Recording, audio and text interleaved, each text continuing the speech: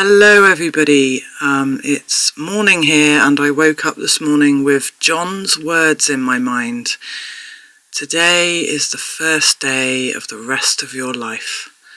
So I got up and I started to edit a video to share some photography with you that was done a few weeks ago now, before the chaos.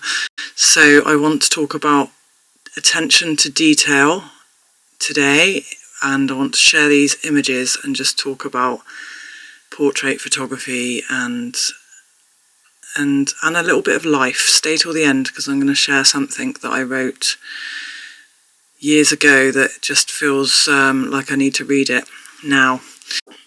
So I hope my audio is okay. I'm sitting on the boat with a blanket over my head over the computer to try and make the audio less tinny. The rain's dripping onto the roof. So hopefully you can't hear that. So yes, I want to talk about attention to detail, and I'm just going to give you little snippets of what I've learned along the way, and I'm sharing photos, the good, the not so good, the raw, the unedited, and I'm sure Aaron the photographer won't mind me doing that because we both like inspiring other photographers. So it's really good to see the ones that didn't work and talk about why to enable us to do that. Firstly, I just want to touch on the editing side of things. The ones that I have edited, like when I did a lot of wedding photography and portrait photography back in the day, my kind of rule for myself, if you like, was in terms of editing people to make them look better, I would just do what extra sleep would do. So in this case, it's just reducing the dark circles under my eyes. I would sometimes brighten the eyes a little bit, but mainly I would take out dark circles and reduce the frown line I did in the ones that are edited here. I have been frowning a lot lately, so my frown lines are really prominent. So mostly I'm just going to share the unedited raw files of this shoot and just talk about posing and, as I say, attention to detail. Please stay till the end of the video for Aaron's favourite shot.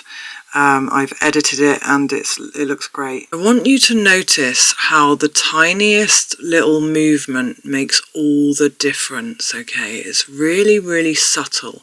I'm going to start with this pose here. So this was actually quite tricky for me to get right, like from the point of view of the model, because it was something that I'd never done before. It was Aaron's idea for a shot, and he obviously had this vision in his mind.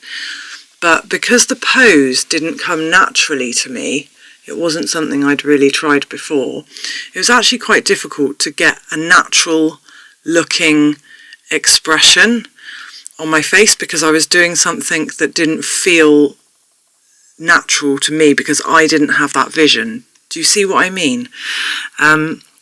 So this was really fun to play with this, and as you can see, it was a really delicate process of trying to get the gap in the skirt that I've got wrapped around me just the right width, because if it was too much, if there was too much leg showing like here, it was really unflattering.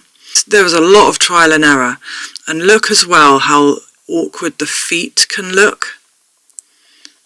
So it's really a case of practicing the pose, and really communication between the photographer and the model is so important, because when the photographer feeds back to the model what looks good and what looks right, then the model can do more of that. So the communication between the photographer and the model is really, really paramount. So there's a lot of movement going on, which is nice. I like movement in photo shoots. I think it helps the shoot flow. Okay, so I'm just going to move on to this shoulder position thing I want to talk about. So look how I'm doing a little bit of a cheeky shoulder thing, but look what happens. Look at that. When the shoulder drops, it's actually quite a lot more elegant.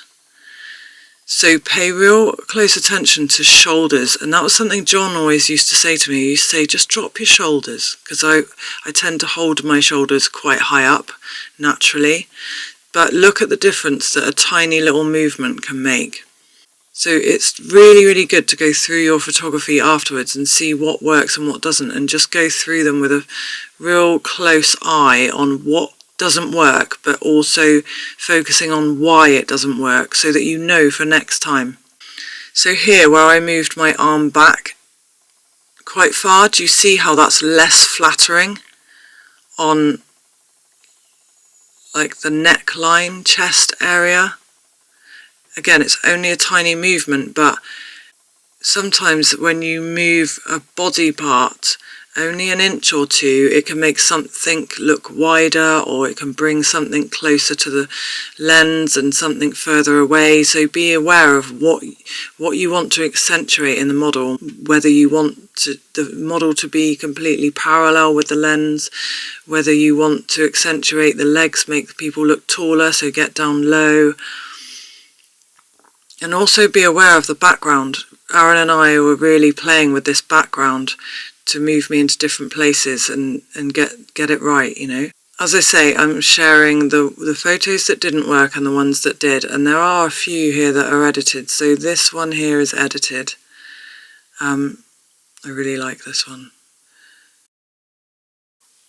Right, so this pose, as you can see, like this is very easy to get this wrong, because do you see how it can be extremely unflattering looking from a fairly low viewpoint, you know, under the legs there. It would have been really easy to get a very, very unflattering shot. So you've got to be really careful and keep talking to the model and seeing what they're comfortable with, and just making sure that you're not seeing just unflattering angles, really. So that it was a very delicate precision, if you like, of positioning me. This is what John taught me. It's tiny, tiny things like this that make all the difference. So Aaron actually brought this up to me himself. He actually, in some feedback, said we didn't quite manage that shot, and he was talking about how we can improve. And that's really useful if you're working with a photographer or you're working with a model even, and you can talk on a level of photography with them and they have some understanding. You can really work together to get it better next time. This was a nice pose. I didn't manage to pull it off expression wise, but I just wanted to share it. But can you see how it's probably slightly too relaxed here? I'm just all scrunched up, and the legs, there's tension in my legs, and I'm just like a ball. I'm just a little bit too scrunched up. It might look nice if you kind of zoomed in and cropped in at the elbow. So I was a little bit more elongated here, but again, just facially and things, it doesn't quite work. But it's nice to note that that would have been a nice pose if we'd have like stayed with it a little bit longer and worked on it and got it right. So again, really useful to always look back through your photos and really note what's working and what isn't. I just wanted to bring your attention to these because I love these shots, and I love the colour of the grass. We were really careful, again, Aaron's idea, to put me in this grass because of the colour, and he's got a real keen eye for colour. So we sat me in here, and it's just a lovely muted look, which I really like. But look how natural I look when I'm just playing with the grass. So that's something you can do with a model that is maybe slightly unpracticed or uneasy. You can just encourage them to get into the flow of something, or fall into a space in their mind where they feel more comfortable. So again, it's really important to keep talking to the model. So comparing that to this, right, I just want to show you how the one on the left is starting to look not seedy, that's going a bit too far, but not as classy, you know. It's starting to look a bit erotically playful, shall I say.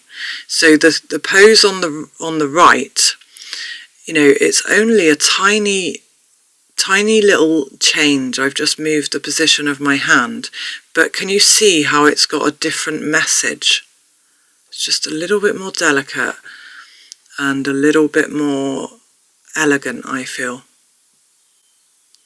This is something we're probably going to do more of. As you can see, I wasn't really ready, and by this point we were running out of time, so we didn't really perfect this looking over the shoulder shot. But again, just to see, oh look, that's at the start of something, means we can go back to that next time. And maybe again I need to probably just drop my shoulder. Do you see how my shoulder is very close to my chin there? Just wanted to show you here, like just edited and non-edited. So the raw file's on the left, the edited shot is on the right. So as you can see, just cleaning up little parts of the face, really.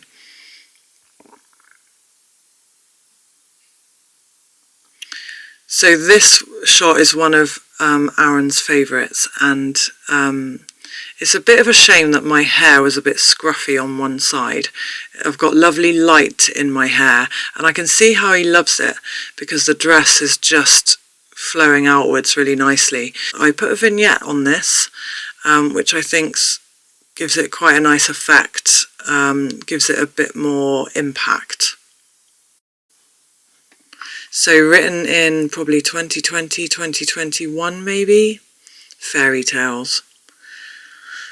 Do you remember hearing your first fairy tale? I do. Do you remember believing every word? I do. Do you remember that magical feeling inside, like a sprinkle of fairy dust, that smile you couldn't hide? Do you remember dreaming of princes and princesses, of happy ever after? Do you remember thinking life was about happiness and laughter? Did you suddenly get hit by a painful reality? Did you hurt and suffer and think that was normality? Did you meet some critics who said, get a grip, life's not a fairy tale? Did you begin to dip? When life throws at you some painful goodbyes, when you're on a roller coaster of lows and highs, when you forget who you are because you're constantly trying to get through the days they must have been lying, where's the fairy dust, the romance, the joy? Where's the excitement, like when you had a new toy? Where's the laughter you just can't hide? Why is life such a bumpy ride? Let's make a choice to go back in time, before the critics, the pain and sadness, before the roller coaster and constant madness. Let's find a way to think like a child, to believe in fairy tales and how we smiled. Let's add some sparkle, not just get through. Let's find new ways to do what we do. Let's shake it all up and start from scratch. It's never too late to find a perfect match. We find wisdom through learning, and we learn through pain. Don't let this destroy our love of the game. It can still feel like magic, you just have to believe. Then sparkle and joy you shall receive.